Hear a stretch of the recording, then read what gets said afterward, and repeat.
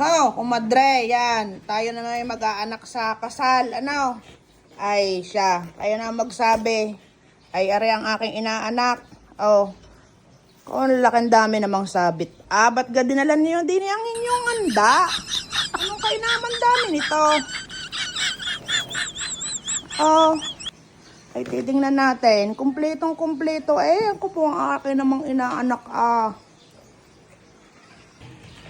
Ay, walang kawala. Ninang Maribel and Ninong Jerome. Oh.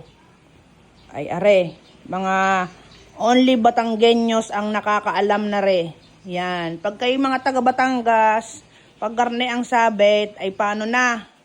Oh. Isang pigi ng baboy. May cake pa, may saging, may wine, kalamay, bigas, kumpleto, ricados, may suman. Oh. Mga taga Batangas.